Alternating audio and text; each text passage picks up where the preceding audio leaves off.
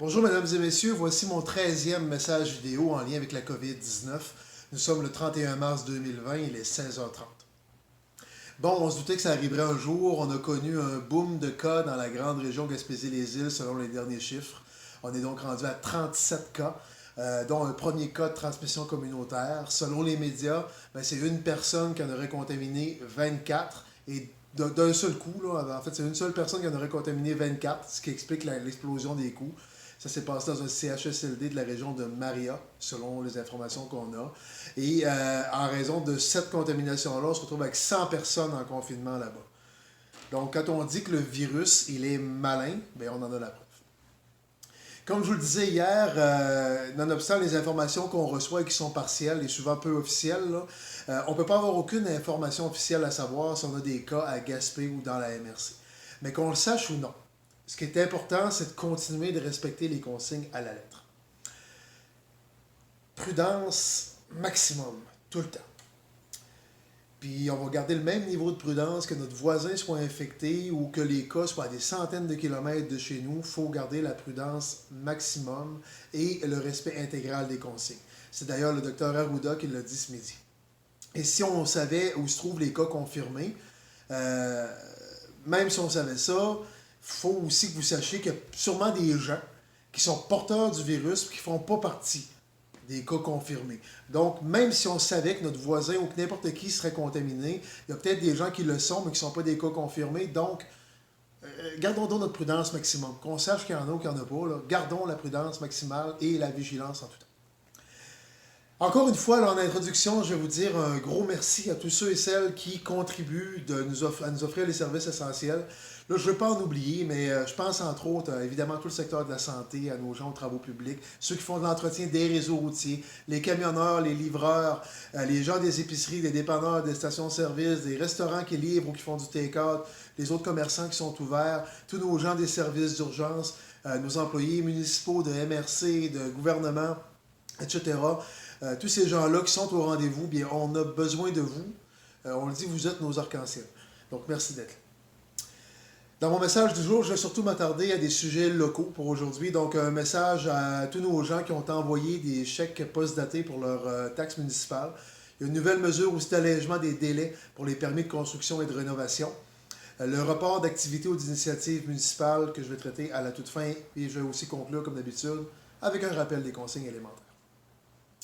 Premier sujet en ce qui concerne les quelques centaines de personnes du Grand Gaspé qui paient leurs taxes municipales par chèque post-daté. Donc, par souci d'équité avec les autres citoyens, nous tenons pour acquis que vous avez besoin de souffle financier et que vous souhaitez profiter du délai supplémentaire de 2 mois qu'on a accordé à tout le monde sans frais ni intérêts.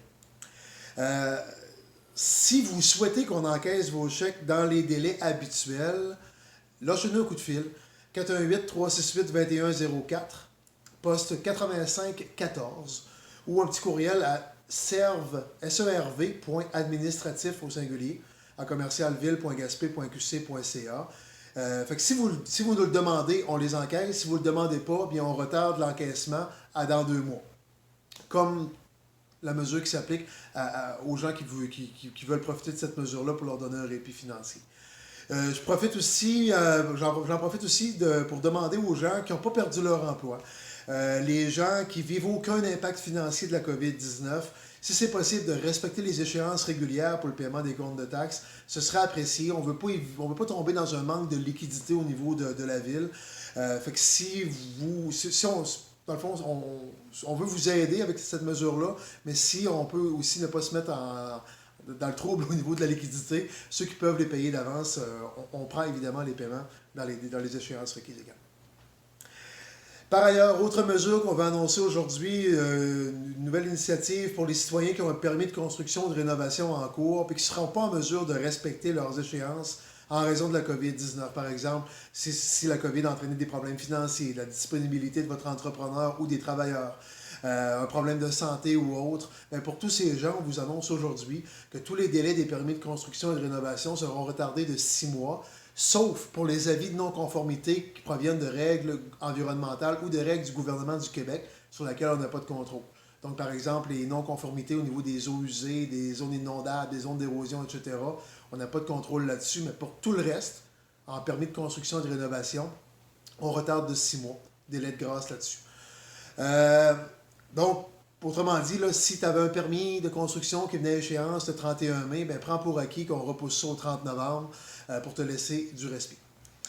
Je vous rappelle aussi qu'un permis est toujours obligatoire pour la plupart des travaux, puis l'équipe de l'urbanisme demeure disponible en télétravail.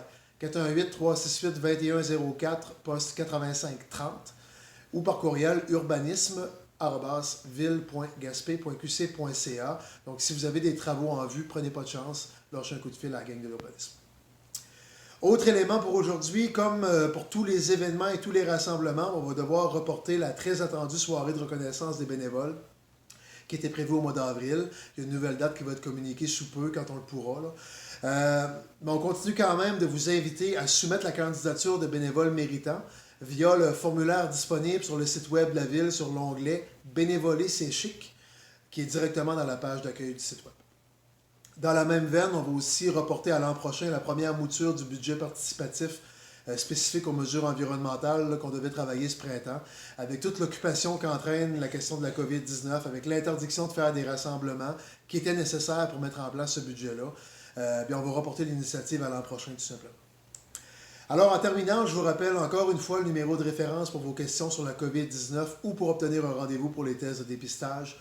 1-877-644-4545 ou via le web au québec.ca/coronavirus.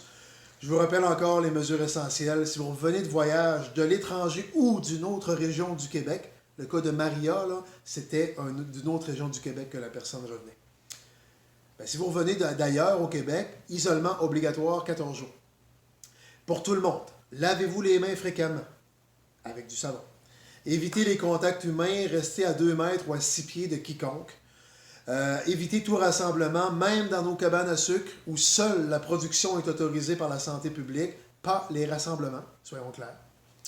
Aussi, diminuez vos présences dans les lieux publics au strict minimum, payez par carte bancaire. Et pour les gens de plus de 70 ans qui ont une maladie chronique, restez chez vous, on vous le rappelle. Je vous rappelle aussi que dans les commerces qui sont encore ouverts, c'est une personne à la fois par famille. Je vous demande encore d'encourager nos commerçants locaux au maximum en cette période de crise qui est difficile pour nos commerçants. Alors, on a d'ailleurs des restaurants qui offrent de la livraison ou du take-out. Encouragez-les, s'il vous plaît. Je rappelle aussi à ceux qui veulent bénévoler pour aider nos gens vulnérables tout en respectant les consignes de distanciation. C'est toujours le www.jebénévole.ca. Et je vous dis aussi d'être prudent face aux arnaques par courriel ou par texto. On le sait qu'il y a des pirates informatiques et les fraudeurs sont particulièrement actifs quand les gens sont vulnérables. Donc, prudence là-dessus aussi. Merci encore de respecter les consignes. C'est important. Chaque geste compte. Et on vous le dit encore, ça va bien aller.